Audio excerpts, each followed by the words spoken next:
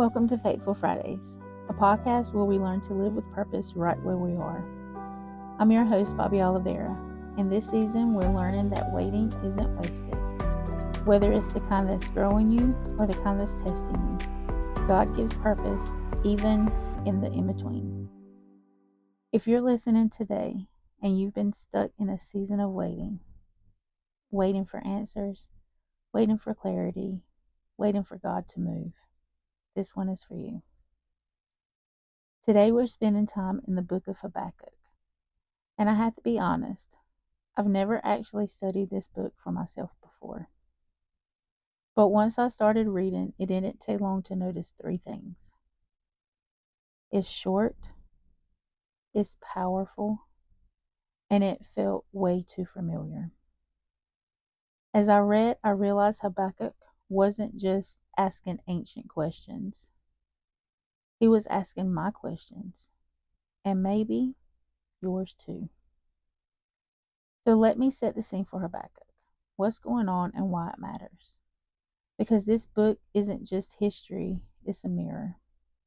And what faith sounds like when life doesn't make sense and you're trying to trust God anyway. Okay.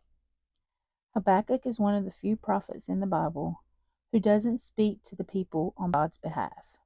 Instead, he speaks to God on behalf of the people. And that tells us something important. This is a conversation. And it reminds us that we can have an honest conversation with God.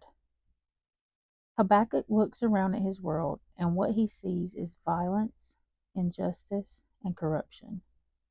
Things are broken, and people are getting away with wrong. Justice feels delayed. And he asks the question many of us are afraid to say out loud. God, do you see this? And if you do, why aren't you doing anything? Even with that, Habakkuk feels relatable. So he starts by crying out, how long? How long am I going to call for help and not be heard? Why do you make me look at this injustice? The book opens with honesty, with a faith that's still talking to God, even when it's confused. And then God answers him. God says, look, be amazed. I am doing something in your days that you wouldn't believe even if you were told. God goes on to explain what he's doing, or what he's going to do, rather. He says that he's raising up the Babylonians, a powerful and violent nation, to bring judgment. And that answer is hard to sit with. And Habakkuk responds to God saying, how can you use people like that? Why do you tolerate wrong?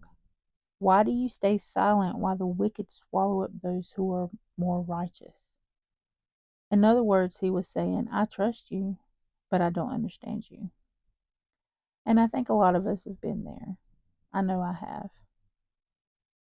But instead of walking away from God, he does something really important.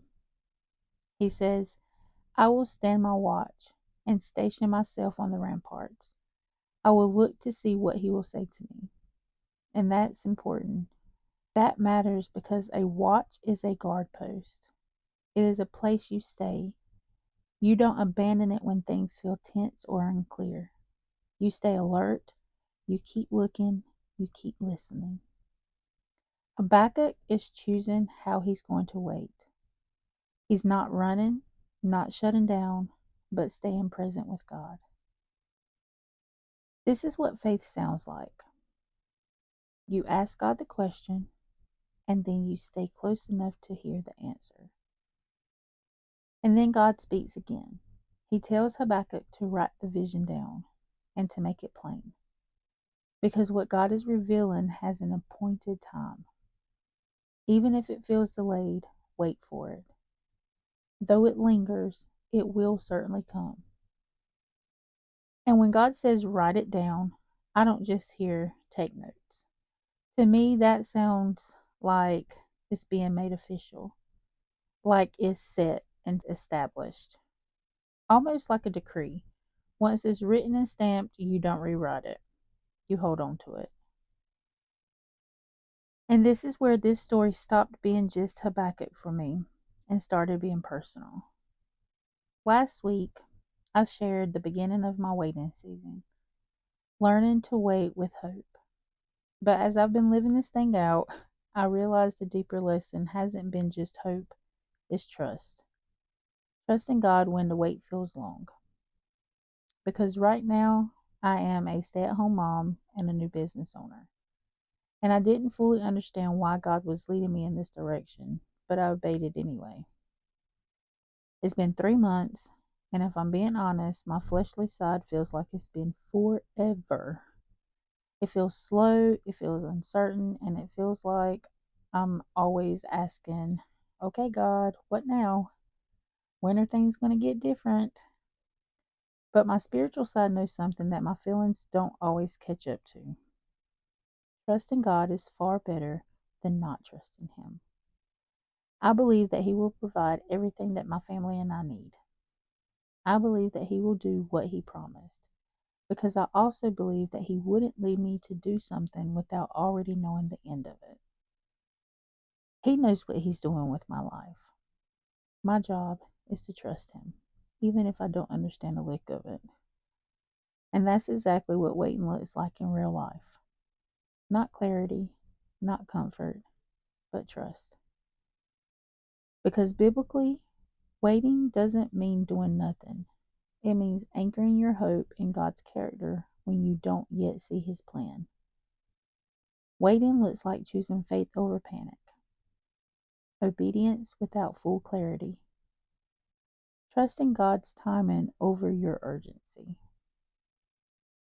Habakkuk learns, and I'm also learning, that God is never late, even when He feels silent. By the end of the book, Habakkuk sounds different. His circumstances haven't changed, but He has. Though the fig tree does not bud, and there are no grapes on the vines, yet I will rejoice in the Lord. I will be joyful in God my Savior. That's not faith tied to outcomes. That is trust rooted in who God is, not just what He gives. So take a moment and ask yourself, what am I currently waiting on God for? Have I been more focused on the delay or on His faithfulness? And what would it look like to trust Him before I see the answer? Waiting doesn't mean God is absent. Often it's the very place where He's doing His deepest work in us. So far, we've talked about the positive side of waiting and what it grows in us, what it deepens, and what it teaches us about trust. But Lord willing, I'll be back here faithfully next Friday to talk about the negative side of waiting, impatience under pressure, because the Bible teaches us both ways. It shows us what to do and shows us what not to do. We learn from the examples that honor God so we can follow them, and we pay attention to the examples that went wrong so we don't repeat them. Not to judge anyone, but to stay wise, stay humble, and stay pleasing to God. Until then, stay faithful, even in the waiting.